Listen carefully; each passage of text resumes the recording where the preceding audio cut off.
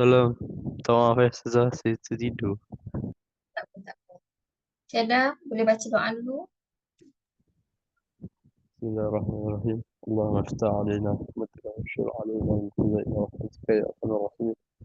Rabbi shrah li sadri wa yassir li amri wa hlul 'uqdatan min lisani yafqahu qawli. Amin ya rabbal alamin. Sekejap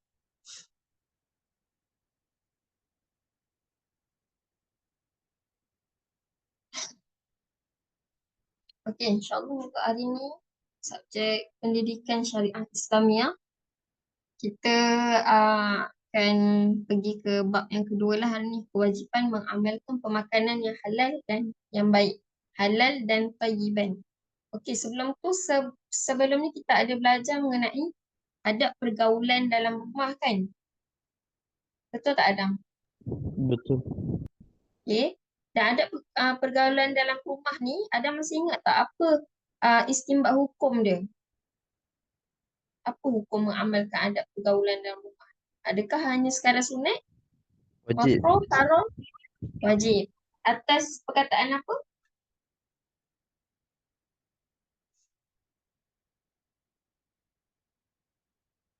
Rujuk balik nota. Dia tu ada buat nota kan? Yasta'zinukum. Dia tak punya hukum. Dekat situ ada lafaz lafaz tersebut ialah lafaz apa? Fi'il mudhari dan lahul amr. Fi'lul mudhari' dan juga lafaz amar yang menunjukkan suatu Menunjukkan satu perintah. satu perintah atau suruhan. Jadi kalau dia adalah perintah atau suruhan, jadi dia punya apa ni? Dia punya hukum tu ialah Wajib. wajib. Sorry, sebelum tu saya nak tanya, apa ni? Suara saya jelas tak? Jelas. Jelas Sorry lah sebab ada apa tu? Dengar bunyi yang bising tu kan sebab ada ni pula orang datang pasang pasang ni kejap. So tapi suara saya jelas kan? Jelas. Jelas Okay, so kesimpulan dia kat sini, adab yang apa tu? Adab menjaga pergaulan di dalam rumah adalah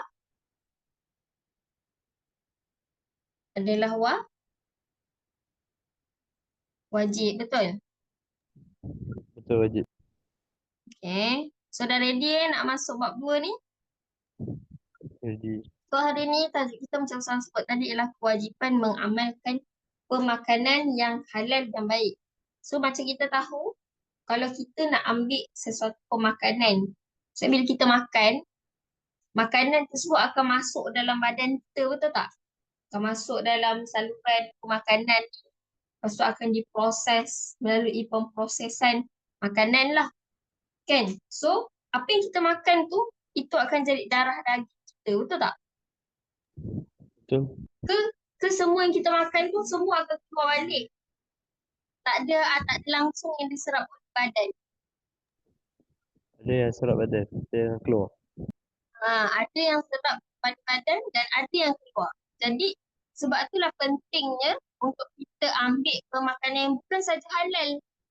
Halal ni macam kita tahulah. Halal ni adalah kalau kita tengok pada logo-logo halal, kita tahu pemakanan halal dan melalui ciri-ciri yang halal.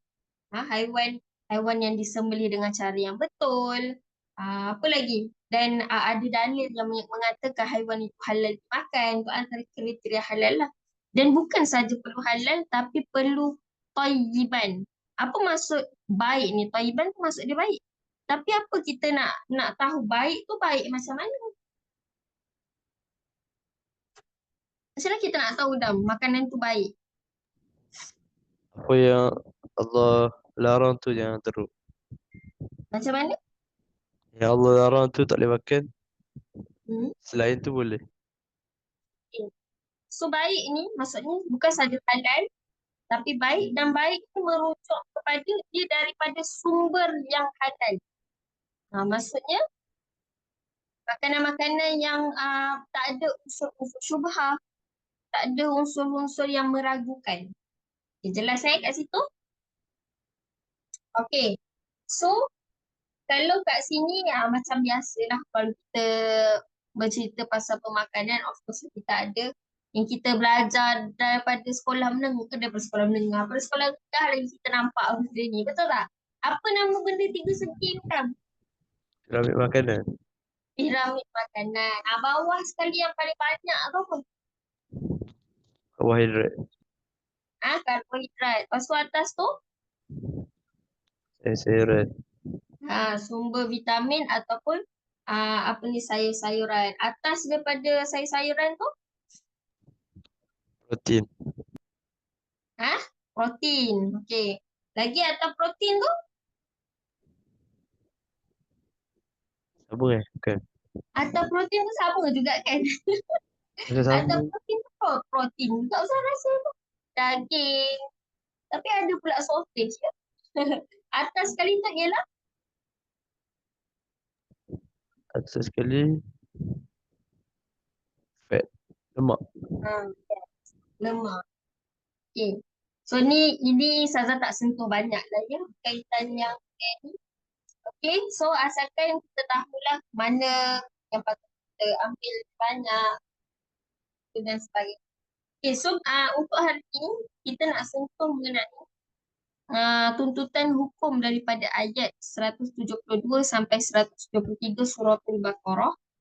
Dan kita seperti biasa kita nak tahu apa kaedah istinbat hukum yang digunakan dalam menentukan pemakanan yang halal dan baik.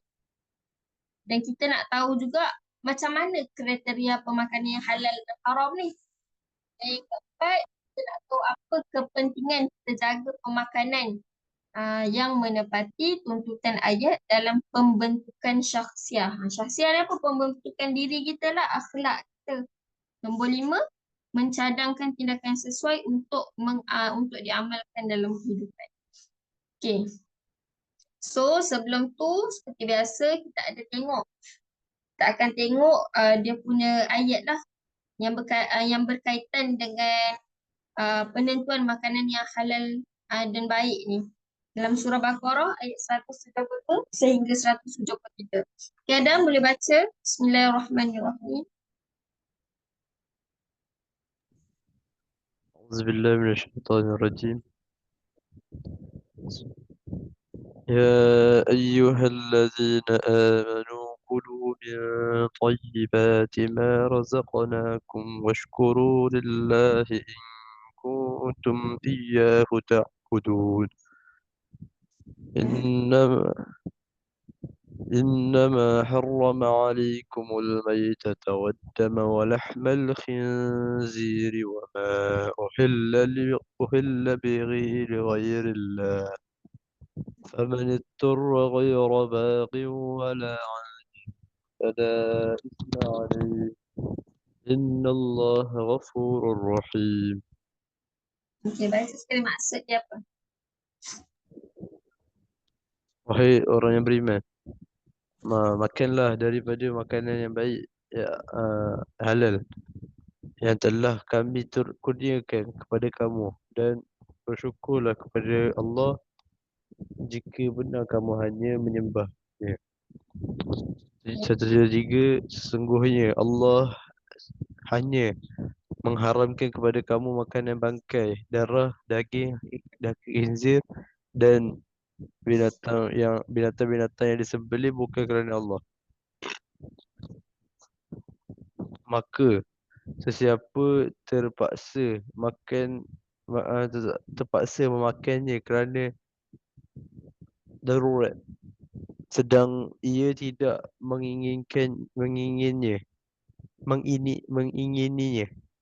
dan tidak pula melampaui batas, maka tidaklah ia berdosa. Sesungguhnya Allah Maha Pengampun lagi Maha Penyayang, lagi Maha Pengasih.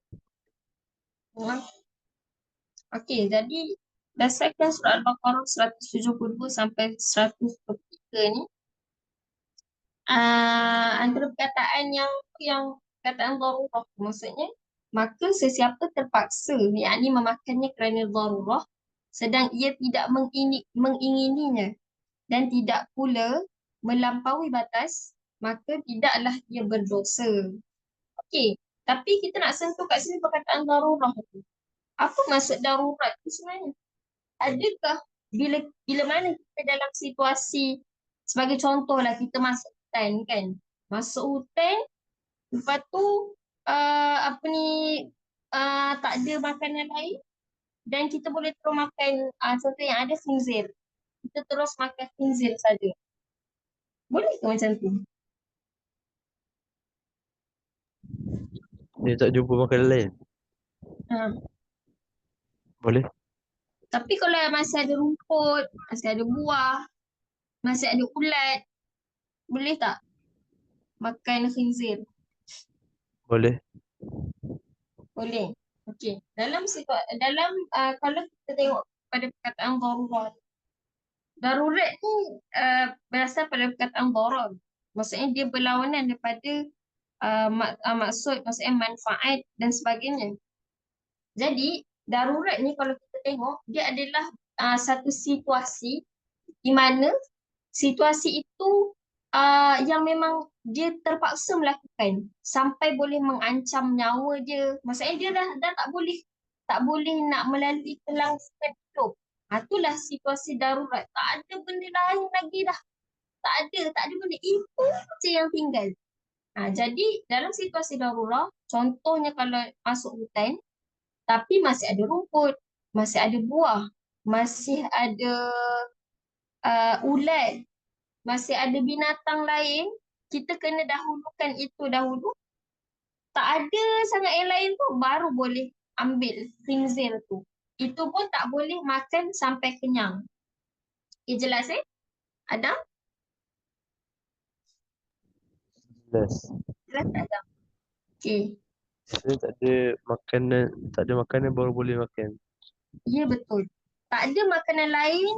Tak ada makanan lain tu maksudnya apa? Selagi mana ada, macam saya kata tadi, ada rumput, ada buah, ada apa lagi? Ada ulat. Sebab dalam hutan kadang-kadang ada je apa ni, daun-daun yang kita boleh makan. Betul tak? Yang tidak beracun.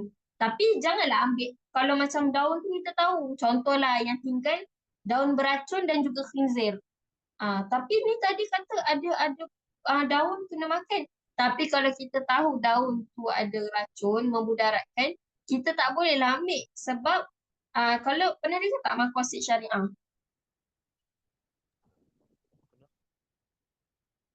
Pernah dengar tak Adam? Kataan maqasid syariah. Maqasid syariah tak pernah. Kalau maqasid syariah ni, dia prinsip dia ada 5. Maksudnya dalam maqasid syariah ni dia perlu menjaga nyawa, harta, keturunan, nyawa, harta, keturunan. Sekejap saya check lagi. 5 perkara. Sekejap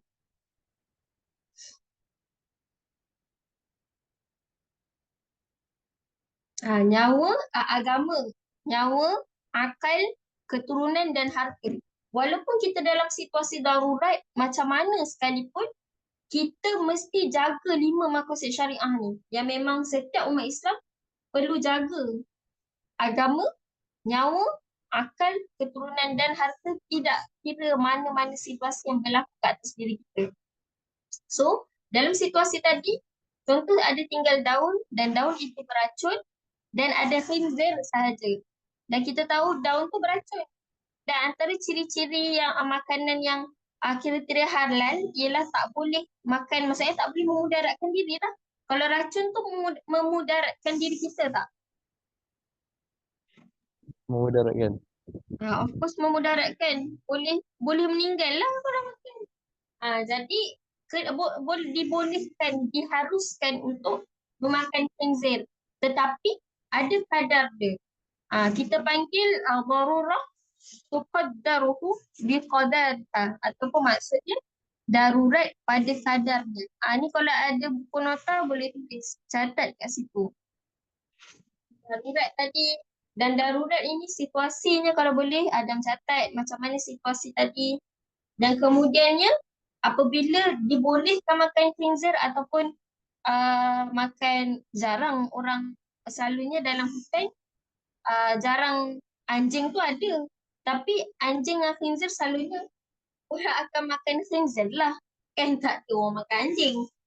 Jadi dalam situasi darurat biasanya dia akan ada kadar di mana bukanlah bila jumpa babi dan babi saja yang ada, bukanlah dimasak, dipanggang seekor khinzir tu dipanggang hingga terasa sedap dagingnya tu sampai nak makan sampai 3 kali kenyang, tak. Dia ada kadar dia. Makan sekadar untuk menghilangkan rasa lapar, dan bila terlalu lama tak makan, kebulu, betul tak? Terlalu lapar ni. Jadi bila dalam situasi darurat tersebut, boleh makan sekadar mencukupi keperluan, bukan hendak. So daging khinzir tu tidak bolehlah dimasak lemak, dimasak 3 rasa ke, dipanggang ke, macam tu. Okay, Adam, setakat ni jelas tak? Jelas Tadi dapat catat benda darurah muqaddaruhu bi qadariha. Maksudnya darurat pada kadarnya. Okay. Okay, dan tadi kita dah sentuh mengenai dia punya ayat surah Baqarah ayat 172 173. Dan kita nak baca tuntutan hukum daripada ayat 172 173. Okay, Adam boleh baca.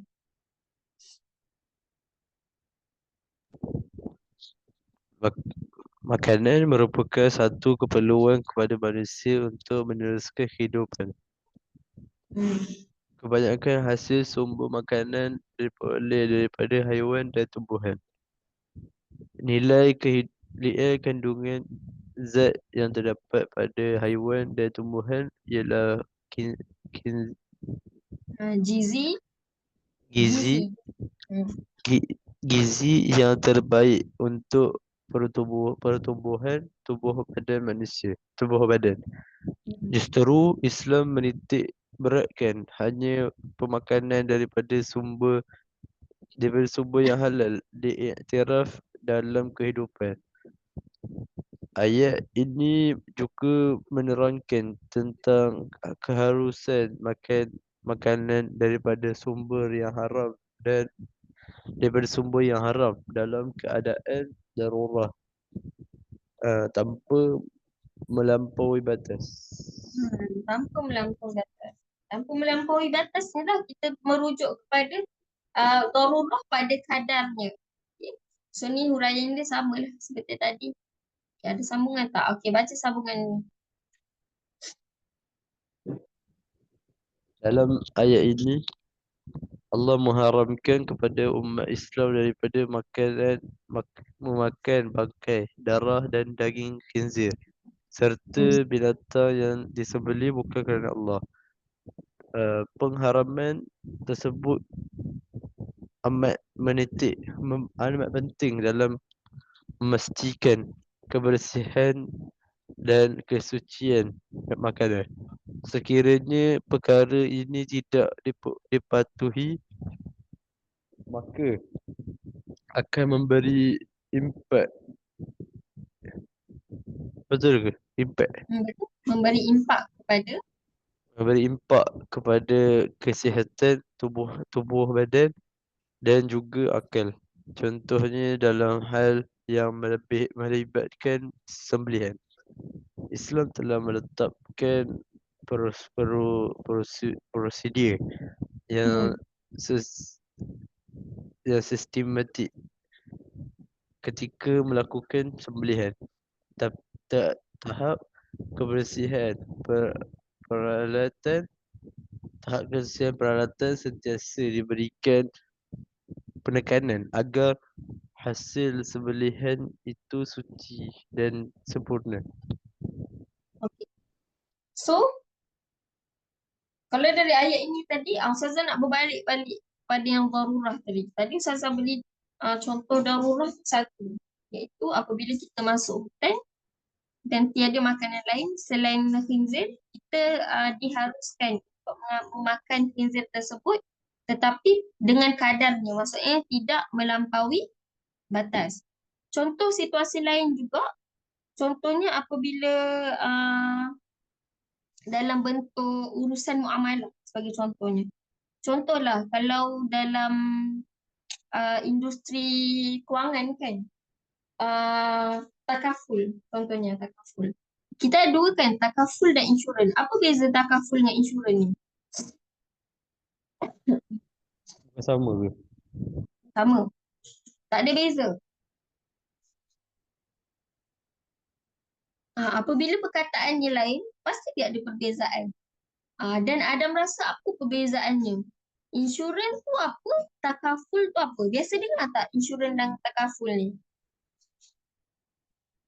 Kan selalu dengar kan orang ejen takaful, ejen Ya. insurans kan? Kita ambil insurans kereta, insurans apa lagi? Insurans diri pun ada. Jadi apa perbezaan insurans dan takaful ni sebenarnya? Okey. Kalau insurans ni ialah dia konvensional. Tahu tak konvensional ni apa? Tak, Ha? tak tahu. Tak tahu. Okey, kalau konvensional biasanya konvensional ni dia akan ada unsur-unsur riba. Unsur-unsur keraguan lah di situ. Ada orang kata macam apa? Sebagai contoh, riba ni contoh dah ada bunga, ada apa orang kata? Sebagai contoh kita pinjam sekian. Tiba-tiba time bayar noh tinggi pula. Pinjam 20,000, time bayar 40,000. Contoh kat situlah ada bunganya. So kat situ haram lah. Kita tak boleh ambil konvensional. Dan sekarang kita ada takaful. Takaful ni ialah syariah compliance. Maksudnya kita boleh ambil lah. Sebab dia adalah apa ni? Orang kata mesra umat Islam lah. Dia tak ada unsur riba dan sebagainya. So sebagai umat Islam, sekarang ni dah banyak dah. Even though bank pun, contoh Maybank, Bank Islam of course lah kan. Maybank, apa lagi, RSB ke, CIMB ke, semua dah ada takaful. Maksudnya dah ada tawarkan yang syariah compliance punya. So bila bank-bank semua ada tawarkan yang insurans dan takaful, kita sebagai umat Islam, apa tanggungjawab kita? Adakah kita kena teruskan untuk ambil insurans? Boleh? Boleh teruskan. Insur Kalau diberi pilihan, takaful. takaful. Kalau diberi pilihan, kita tak ada diberi pilihan. Maksudnya, itu pilihan pada mata kasar. Tapi untuk tanggungjawab kita sebagai umat Islam, kita tidak boleh memilih. Kita kena haramkan diri kita untuk membuat pilihan. Nak pilih insurans ke takaful? Memang kena pilih takaful. Tak boleh pilih insurans sebab insurans dia ada unsur-unsur riba. Dan bila ada unsur riba, dia jadi wajib ke haram? Haram. Dia jadi haram. Sebab kalau zaman dulu je, sebab zaman dulu susah nak jumpa yang takaful ni, yang apa ni, patuh syariah. Tapi sekarang memang banyak sangat, walaupun kita nak ambil insurans sendiri, ada takaful. Boleh ambil apa ni, takaful Prudential, BSN lah, ada macam-macam lah. AIA sekarang ni pun dah ada yang patuh syariah. Macam-macam sekarang ni nak ambil kereta pun dah boleh pakai yang takaful punya, terlalu banyak. Dan kita sepatutnya perlu mencari dan memilih yang patuh syariah dan menghindar daripada yang konvensional yang ada unsur-unsur riba ni, daripada diambil lah untuk urusan muamalah kita. Okay, so jadinya melainkan dalam situasi yang kita ni, contohlah kita ni sekarang umur kita dah 80 contoh kan, dah 80. Sejak dulu lagi tu, dah memang pakai konvensional. Dan tak tahu pun ada wujud takaful ni. Yalah, kita orang veteran dah lama kan, hidup zaman yang konvensional tu dan susah nak cari takaful. So, dekat situ dia dah lama sangat pakai konvensional dan dia sakit. Jadi bila dia sakit, berlaku kesukaran. Bila dia nak tukar daripada polisi insurans, dia nak tukar kepada takaful tiba-tiba, dia ada berlaku sukar lah kat situ. Contohlah bila dia meninggal dia nak claim duit lah sebagainya kan. Sebab takaful ni contoh kita meninggal, kita ada apa kata dapat pampasan macam tu. Jadi kalau dia konvensional, dia tiba-tiba nak ubah ke takaful. Susah, sukar dekat dia. So dekat situ ada timbulnya situasi darurat tu. Jadi bila timbul situasi darurat, dia kena tanya pakar lah. Macam mana, apa yang patutnya dia buat. Kalau ada jalan untuk tukar kepada takaful, maka dia perlu buat. Dia perlu dia perlu Buat. dia perlu buat. Dia tak boleh macam, Allah biar je lah, malas lah nak tukar. Tak boleh sebab itu tanggungjawab dia sebagai umat Islam. Sebab macam kita cakap tadi, sumber makanan yang tadi kita cakap pasal makanan. Tapi makanan kalau kita apa kata terkait dengan rezeki lah benda ni kan. Sebab duit ni kita beli bermacam-macam benda. Jadi duit yang datang pada kita mestilah duit yang daripada sumber yang baik juga. Maksudnya sumber yang baik tak boleh ada unsur syubhah, tak boleh ada unsur-unsur yang haram. Sebab itulah antara tanggungjawab kita sebagai umat Islam memastikan segala pendapatan kita ni adalah daripada duit yang maksudnya pekerjaan yang halal. Bukan sekadar halal, kalau boleh hindar kalau ada unsur syubhah. Sebagai contoh lagi Ustazah bagi. Macam mana kalau kita kerja 7-Eleven? Sebab 7-Eleven dia ada jual arak. Dia campur tau, dia tak ada kerja non-Muslim je pegang arak. Tak ada. Kalau orang non-Muslim nak beli arak di 7-Eleven, pekerja Melayu yang masa kerja di cashier, dia perlu bagi arak tu kepada, dia perlu ambil arak daripada apa ni, almari pula, boleh kata almari lah, almari 7E tu. Lepas tu bila dia jual, dia kena pegang lah, sebab dia nak scan arak tu, dan dia perlu berikan kepada orang non-Muslim tersebut. Kalau macam tu macam mana Adam? Contohlah kalau part time dekat 7E, macam mana tu? Dia kira Zubahat. Bersubahat. So kat situ ada unsur syubhah, betul tak?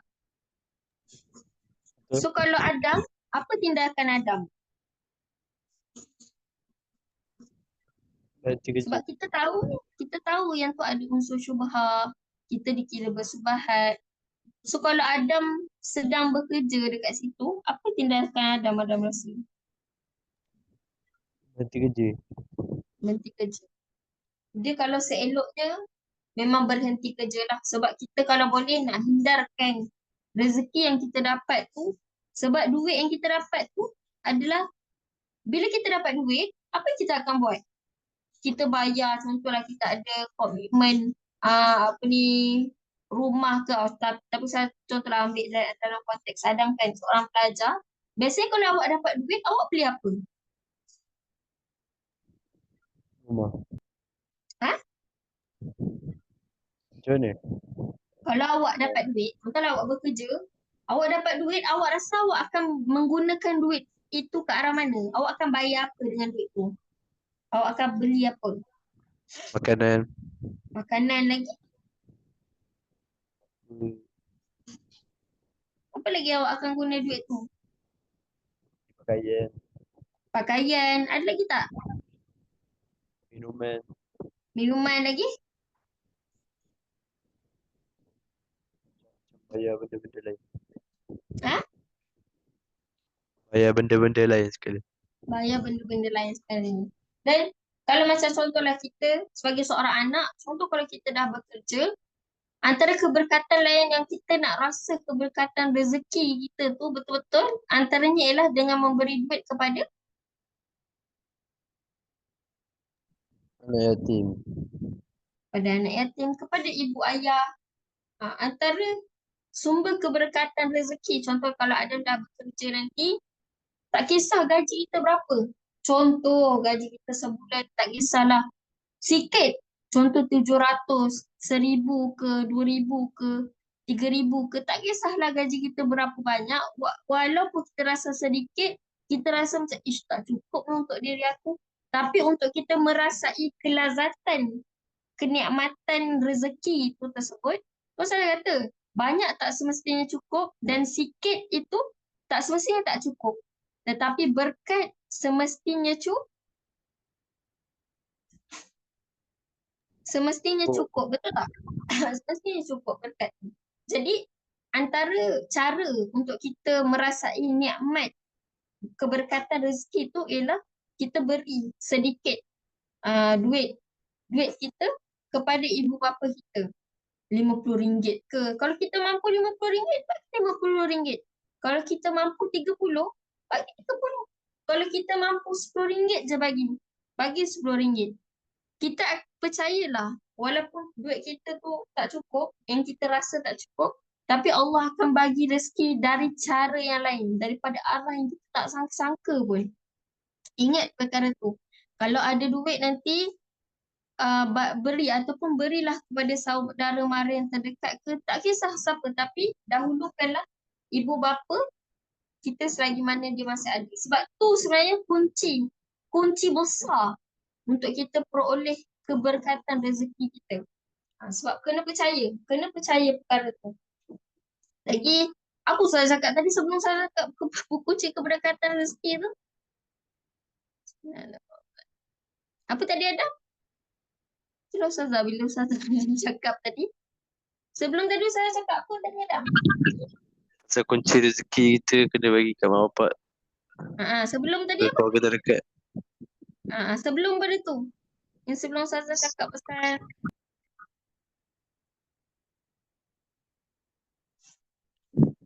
dah awak pula lupa. Bersyukur. Bersyukur. Bersyukur. Okay. Berbalik pada ni lah yang makcik tadi kan ambil konvensional tadi kan. Masih ingatkan tadi kan? Insurans dan takaful lah. Kita balik kepada sana. Jadi itulah. Jadi bila ada macam tadi macam dalam situasi makcik tu, dia dalam situasi darurah. Sebab risau-risau kalau dia tukar terus pada takaful, dia dah tak boleh dah ambil claim balik duit dia tu tadi. Sebab dah lama guna kan. Dah lama guna biasanya banyak. Tetapi kalau ada cara lain, macam saya kata tunjuk pakar, kalau ada cara lain, dia perlu buatlah cara tersebut. Sebab nak memastikan duit yang dia dapat tu adalah daripada sumber yang baik, yang tak ada syubhah. Sebab duit tu nanti biasanya bila dia dah meninggal, dia akan berikan kepada keturunan dia, kepada cucu dia, kepada anak dia. Jadi kalau duit tersebut daripada sumber yang ada keraguan, jadi benda ni akan efek tak kepada pembentukan diri anak-anak dan cucu-cucu tu tadi? Adam rasa Ada efek. ada efek. Sebenarnya memang ada efek. Kadang-kadang kita tengok situasi sekarang, kenapalah sekarang ni kan makin ramai orang susah nak solat ke, susah nak ikutlah perintah suruhan Allah. Antaranya sebab rezeki lah sebenarnya. Kita tidak menjaga sumber rezeki kita yang kita bawa untuk diri kita, untuk anak-anak kita, untuk keluarga kita. Kita tak jaga, kita tak menitikkan berat tentang sumber rezeki itu. Yang kita tahu, tak apalah beli makan ni halal, ayam halal. Daging makan halal, bukan makan babi pun. Memang kita memang tahu kita tak makan babi, kita makan ayam. Tapi duit itu daripada sumber yang mana, itu kita tak nak ambil tahu. Sebab tu macam selalu macam ustazah dia pernah cakap. Contoh kalau dalam konteks dia pernah dengar tak KWSP? Kalau orang kerja kan selalu ada potongan KWSP kan? Pernah dengar? Sebelum ni Adam pernah tak kerja part time ke, pernah tak? Tak pernah. Kerja Tak pernah. dengan keluarga. Kerja dengan keluarga. Kerja dengan keluarga. Pernah dengar KWSP lah kan? Okey. Jadi KWSP ni dia sebenarnya kalau contohlah dia kan ada apps. Betul tak KWSP ni kan? Dia ada apps tau. So kalau dalam apps tu kalau kita first time masuk, kita first time login, dia akan jadi kita punya ni kan, dia akan tulis simpanan konvensional. Jadi kalau kita nak ubah kepada syariah, simpanan syariah, kita kena ubah sendiri dalam apps tersebut. So kena ubah lah, dia ada 3 titik tindih tu, nanti dia akan tanya kita nak ubah ke kepada syariah. So kita kena setujulah nak ubah kepada syariah. Dan kenapa ramai orang tak nak ubah kepada syariah ni? Sebab dia nak dapat dividen, orang panggil. Dividen konvensional lagi tinggi daripada syariah. Sebab tu orang tak nak ubah. Tapi Adam tahu tak tinggi tu berapa peratus je Adam? Adam tahu tak tinggi tu berapa peratus? Kadang-kadang 0.1% saja. Kadang-kadang tak sampai 10% pun Adam. Sangat sedikit. Tapi malangnya orang kita sekarang sangat-sangatlah berkira. Dan mereka tidak tahu sebab kita ni bila zakat pelaburan pun kita kena bayar. Tahu, zakat pelaburan pun kita kena bayar. Jadi sebenarnya dalam duit kita tu kan, dahlah kita ni tak nak tukar kepada syariah. Lepas tu zakat pun tak nak bayar. Berganda-ganda sumbernya itu, kehalalannya tu menjadi tanda soal. Macam mana nak dapat rezeki yang berkat kalau sumber yang halal pun kita tak nak jadi. Jadi sebab itulah penting sekarang. Ingat, bila Adam dah kerja nanti, ada KWSP, pilih tukarlah kepada simpanan syariah. Sebab tu adalah tanggungjawab kita sebagai umat orang Muslim. Sebagai orang Muslim tu tanggungjawab kita. Ada family pergi apa ni kata, ingatkan dekat family, dekat abang ke, dekat kakak ke, dekat ayah ke, dekat ibu ke. Kalau dah tukar, alhamdulillah kita lega, kita punya tugas dah selesai. Tapi kalau ada di antara mereka yang belum, kita sebagai orang yang tahu, kalau kita tak tahu tak apa. Tapi kalau kita sekarang kita tahu, tapi kita tak nak mengingatkan, takut-takut nanti kita pun disoal. Jadi kalau boleh, kita yang dah tahu, tanggungjawab kita. Ni jangan lepaskan ni, tanggungjawab kita. Pergilah ingatkan kepada orang-orang lain yang masih belum tahu. Sebab sekarang ni sebenarnya ramai yang dah tahu mengenai konvensional dan syariah. Tapi masih ramai yang buat-buat tak tahu tentang hal ini. Sebab mereka takut. Sebab mereka takut sikit yang mereka dapat. Tapi hakikat keberkatan tu orang sangatlah tak nak menitik beratkan. Sedangkan yang memberi rezeki ni siapa? Siapa yang memberikan rezeki kepada kita? Allah. Allah Subhanahu Wa Taala. Jadi bila kita tak percaya dengan rezeki yang Allah bagi, kita tak percaya dengan pemilik rezeki, kita hanya percaya kepada rezeki, macam mana rezeki nak datang. Apa yang kita minta mungkin Allah bagi. Tapi nak lebih kena percayalah dengan pemilik rezeki. Sebab dia je yang boleh beri lebih daripada yang sepatutnya. Sebab dia je yang tahu apa yang terbaik untuk kita. Okey. Jadi panjang pula ya, bab darurah. Sekejap Adam. Ada satu lagi saya nak share tadi. Tadi dalam institusi kewangan. Tadi saya nak share dengan Ustaz Sazah dia selalu sebut. Sekarang ni ramai orang, dia tidak merasakan yang contohnya insurans ataupun hal-hal mengenai konvensional ni benda yang haram. Sebab orang kita ni, dia sangat sensitif tau dengan anjing, dengan betul tak Adam? Pernah viral kan pegang anjing tu. Pernah tak dengar yang cerita tu orang Islam tapi dia pegang anjing yang beramai-ramai tu? Pernah viral satu ketika dulu. Orang kita sangatlah heboh dan kecoh, betul tak? Dia pegang anjing lah, apa pegang anjing tak boleh, haram. Betul tak? Tapi yang peliknya bila melibatkan insurans konvensional, mereka tak langsung tak tergugat. Sebab itulah Ustazah dia analogikan insurans dan konvensional ni dia ibarat babi lah. So kalau kita nak beri penyeringatan kepada diri kita, anggap insurans konvensional ni dia ibarat seperti anjing dan babi.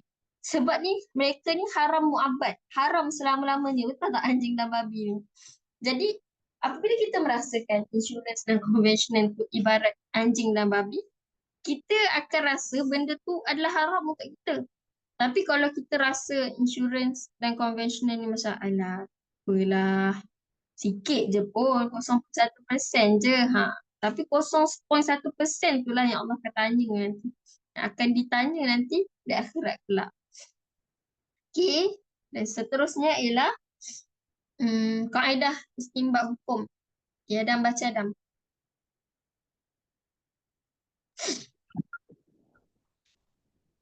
Berdasarkan lafaz kulu min tayyibat, ulama mengistibatkan kewajiban memakan makanan yang halal. Hal ini kerana lafaz kulu adalah dalam bentuk fi'lul amar.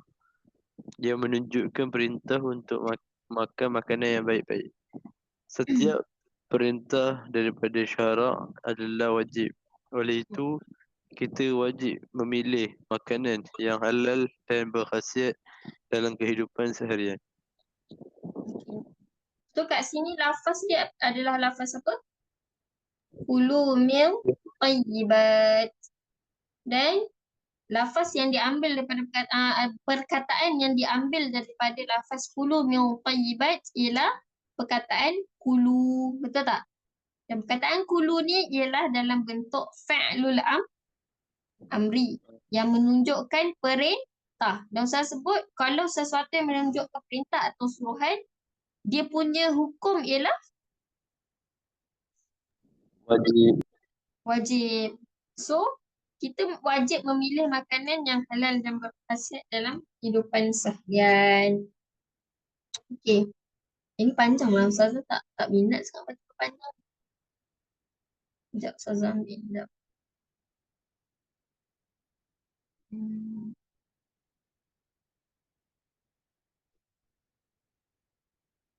Okay. Ada dalam. Okay.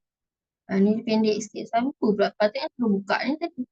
Tadi dia ada kriteria kan. So dia ada 3 tadi. Ada halal, ada haram dan ada yang di tengah-tengah tu iaitu syubhah. Syubhah ni halal ke haram? Macam tu. So jom kita tengok. Halal ni apa kriteria dia? Pertama apa ada? Yang halal? Tiada dalil yang mengharamkan. Okey, kedua? Tidak beracun. Lagi ketiga? Bersih. Suci dan bersih. Yang keempat? Sembelih mengikut syarak. Sembelih mengikut syarak.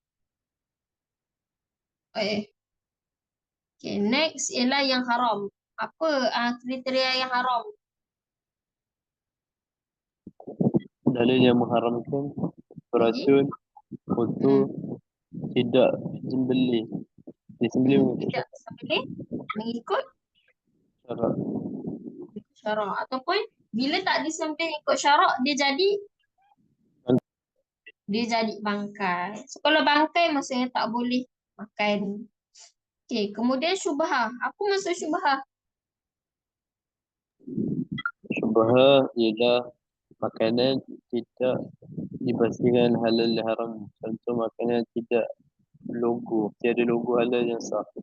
Makanan atau minuman yang dijual di kafe, hotel, restoran yang tidak ada kelulusan JAKIM. Makanan dan minuman yang dikeluarkan oleh syarikat bukan Muslim dan tidak ada kelulusan halal JAKIM.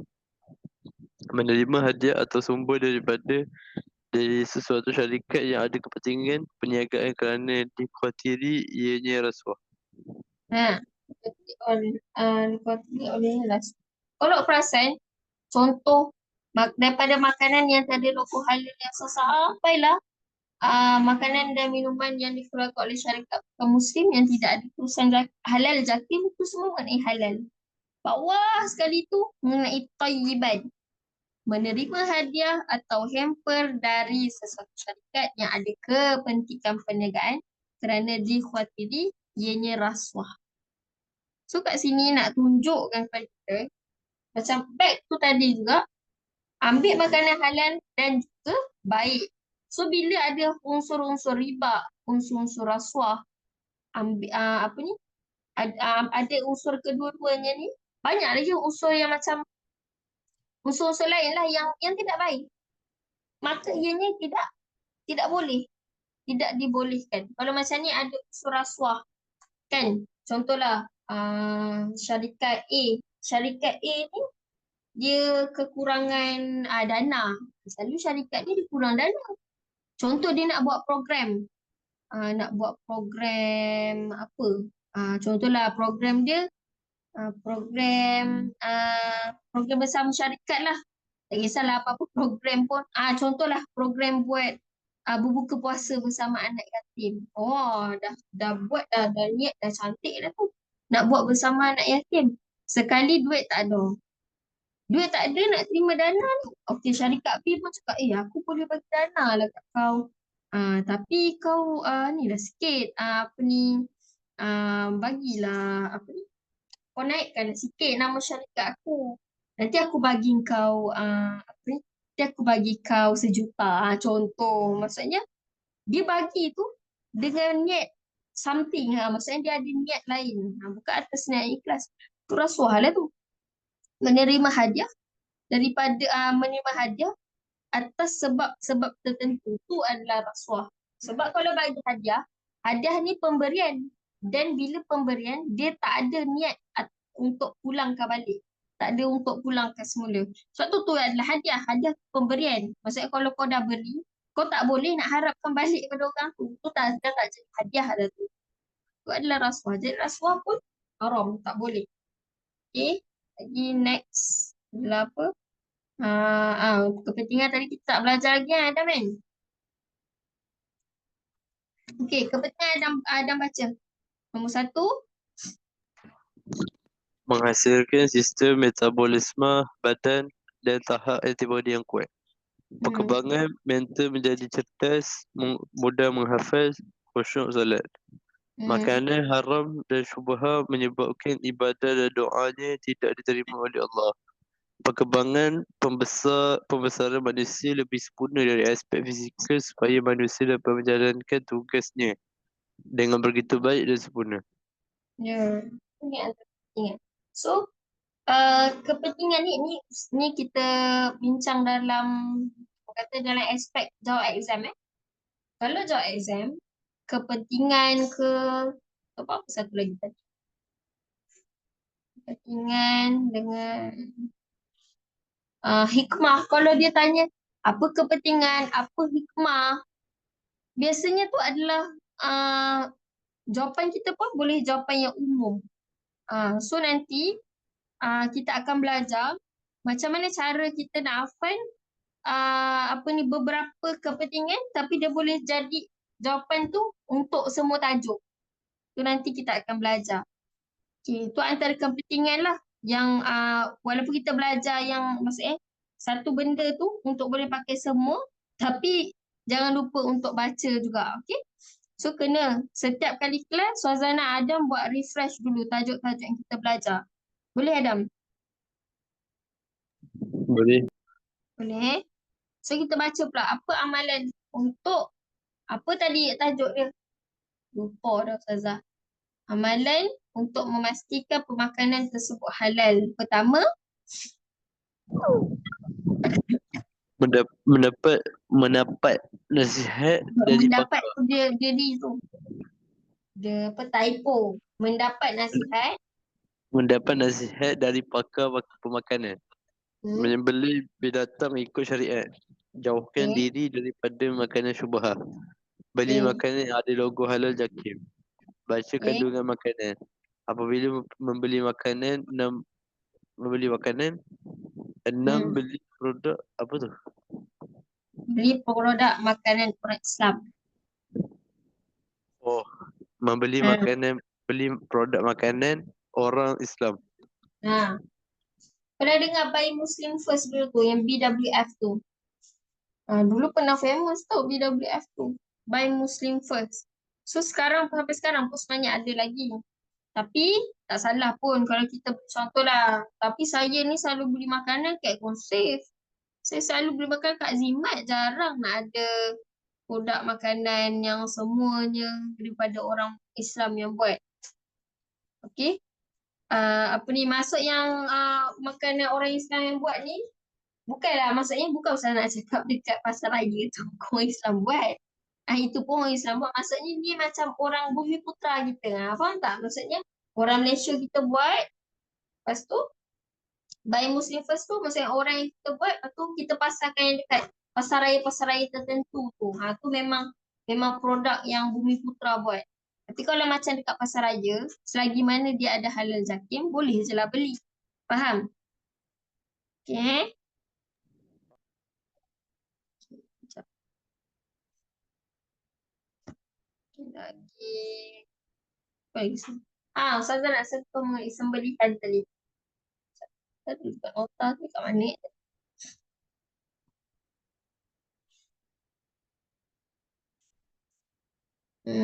Kot sembelihan.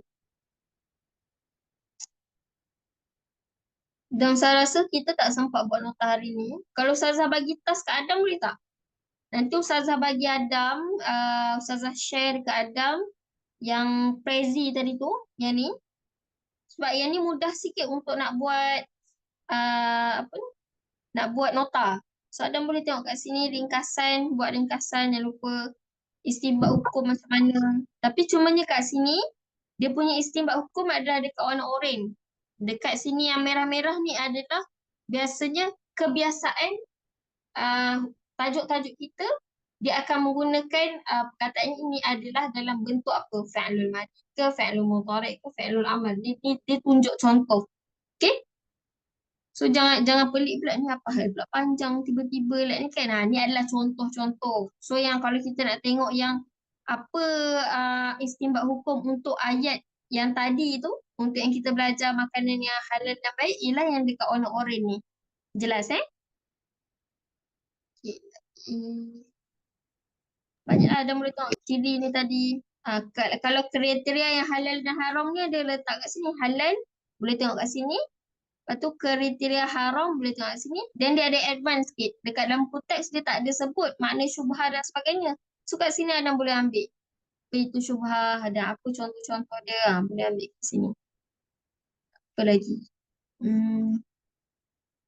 Kepentingan, amalan. Adam boleh ambil lah kat sini. Tuntutan hukum pun ada juga. Tuntutan hukum. Cuma dalam tuntutan hukum ni nanti Ustazah nak Adam meringkaskan apa yang dia nak sampaikan tu. Ustazah tak nak dalam bentuk yang panjang-panjang. Faham? So bila kita buat pendek dan apa yang kita ringkaskan, bila kita nak buat ulang kaji tu mudah untuk kita baca semula. Jelasnya ada? Okay, seterusnya Ustazah nak tunjuk yang sembelihan ni. Sebelah ni nanti Ustazah bagi juga. Ataupun kalau Adam nak search sendiri pun boleh juga. Ni dekat apa ni? Dekat Ustazah ambil dekat Google je. Pandai sembelihan, tulis pandai. Sembelihan pandai. Nanti dia keluarlah nota ni. Adam catat siap-siap. Nanti ambil nota tu dekat sembelihan pandai. Yang ni pula present ni Adam boleh ambil dekat apa Ustazah type. Tajuk kita kan kewajipan mengamalkan pemakanan yang halal dan baik. Tulis tajuk ni je, pilih prezi. Okay, dah tulis nota buat tu, nanti nota 1, 2, 3 kita dah belajar, nanti Ustazah nak tengok nota yang Adam buat. Boleh? Buat 3 tajuk. Bukan. Kita baru belajar tajuk. 3 tajuk, nanti tajuk ketiga baru Ustazah nak tengok Adam punya nota. Maksudnya bukanlah satu nota Ustazah nak kumpulkan dulu, baru Ustazah nak tengok. Boleh? Boleh macam tu? Maksudnya bab yang ni saya buat peringkasan lah. Bab satu hari tu Adam dah buat kan? Jadi, Betul? ada dalam nota. Ada kat notasi. So tak apa, yang tu Adam dah buat, Adam simpan dulu. Lepas tu yang kedua ni Adam buat pula ikut yang Ustazah suruh buat tadi kan, iaitu buat ringkasan keseluruhan topik, dan Ustazah nak juga Adam buat ringkasan mengenai sembelihan tadi tu. Yang tadi dah catat kan, sembelihan pandai. Sebab ni kat sini sangat bagi Ustazah sangat memudahkan lah, sebab kat sini dia ada tulis maksud sembelihan tu apa, dari segi bahasa, dari segi istilah, apa hukum sembelihan, wajib, apa dalil dia? Dah ada dalil kat sini. Lagi, apa rukun sembelihan? Ada 3. Mesti ada penyembelih, ada binatang sembelihan, ada alat sembelihan. Apa syarat sah dia? Dia ada siap tulis lagi. Dari sudut penyembelih apa syarat sah? Dari sudut binatang sembelihan apa syarat sah? Dari segi alat sembelihan apa syarat sah? So bagi Ustazah sangat mudah. Dan Adam boleh rujuk semua. Baguslah yang ni. Dia mudah untuk kita buat rujukan, untuk buat nota. Bagus. Adam boleh rujuk sini. Para makhluk sembelihan. Okay. Untuk sembelihan ni kalau sebab lagi 4 minit. So nanti kita sentuh dekat kelas, maksudnya awalan kelas untuk next week. Boleh tak? Boleh. Boleh. Okay, sekejap. Kita nak back buku teks tadi. Okay, kat buku teks ni dia ada soalan tau.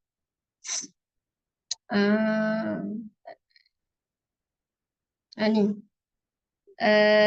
Terangkan pandangan anda tentang isu makanan eksotik di Malaysia. Ada tahu tak apa contoh makanan eksotik ni? Apa contoh dia? Makanan pelik je ni. Benda makanan. Kambing. Ha?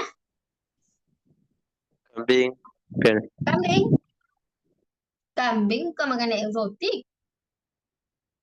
Eksotik ni macam, kau ni orang tak pernah makan, kau makan. Macam tu eksotik. Apa benda yang ada merasa makanan tu macam, pelik lah kau ni makan makanan tu. Contohnya ular. Apa lagi? Yang makanan tu tak pernah dibuat orang makan, kau makan. Macam tu. Ular lagi apa, Dam?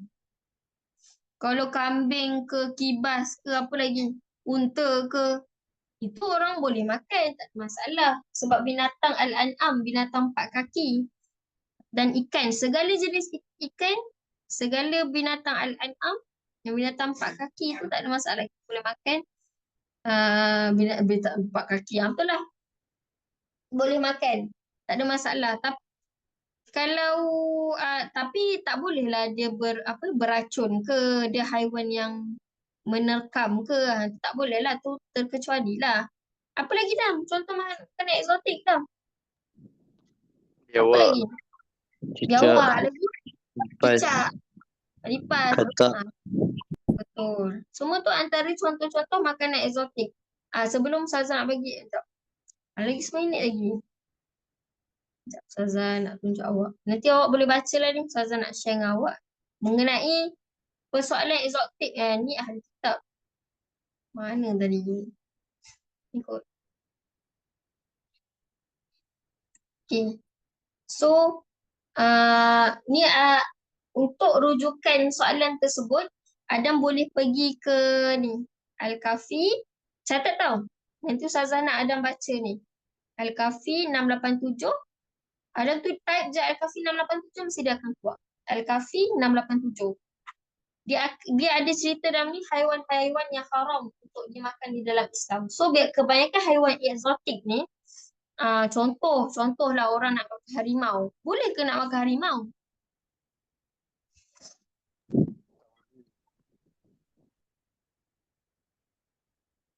Boleh ke nak makan harimau, Adam? Boleh. Tak boleh.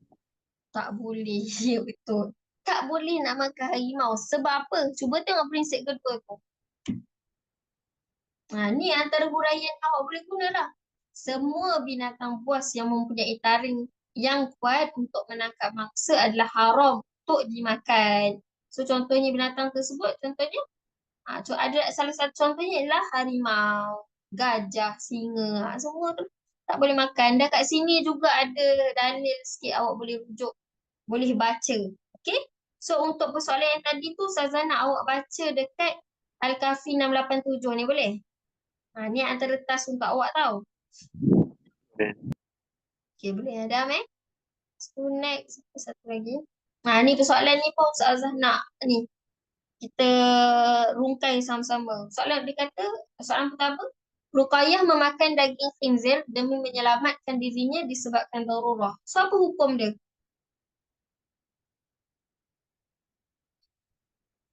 Hukum tu maksudnya wajib ke, makruh ke, harus ke, sunat ke? Wajib. Ha? Wajib. Wajib. Wajib. Wajib. Wajib ke harus? Harus. Nanti ingat betul ke wajib ke harus? Harus. Kita wajib memakan ataupun mengambil makanan yang halal dan thayyiban. Tapi apabila kita berada di dalam situasi darurah, maka diharuskan. Tetapi pada kadarnya. So kalau kat sini apa hukumnya? Hukum dia adalah harus dan situasi ada apabila kita memakan apabila Ruqayyah memakan khinzir, dia perlulah makan pada kadarnya saja dan tidak boleh melampaui batas. Betul. Okey, itu hukum dia. Malik telah meminum darah ular dengan tujuan meningkatkan stamina tubuh badannya. Apa hukum dia kat situ? Haram. Haram. Dia berbalik-balik dengan situasi darurah tadi. Haram. Sebab apa haram? Sebab tak ada keperluan darurat pun kat situ untuk dia meminum darah ular. Lainlah dia tak ada makanan lain ke. Tapi tujuan dia tu salah tadi kan. Tujuan dia untuk meningkatkan stamina tubuh badan dia. So, hukum kat sini adalah haram kerana situasinya tidak darurah. Itulah alasan kita boleh berikan. Dan tujuannya ialah dan dengan tujuan yang salah. Okay. Ketiga, Ahmadi memakan nasi goreng kepunyaan kawannya tanpa kebenaran. Ni tadi kedua-dua tu mengenai keharamannya, kehalalan ataupun keharamannya. Yang ni mengenai tayyibannya. Apa jawapan awak? Apa hukum Ahmadi ni makan nasi goreng kawan dia? Haram. Haram. Sebab apa haram? Sebab tanpa kebenaran kawannya. Tanpa kebenaran kawan je. Okey, bagus. Itu je lah. Wallahu a'lam bishawab soal ni. Semoga apa yang kita belajar hari ni jadi manfaat untuk diri kita. Dan semoga apa yang kita belajar hari ni, kalau ada yang baik, boleh disampaikan kepada orang lain juga. Okey? Boleh Adam Untuk sebelum Ustazah Ahir ni, ada sebarang persoalan tak? Tak ada Adam, apa task Ustazah bagi tadi dah?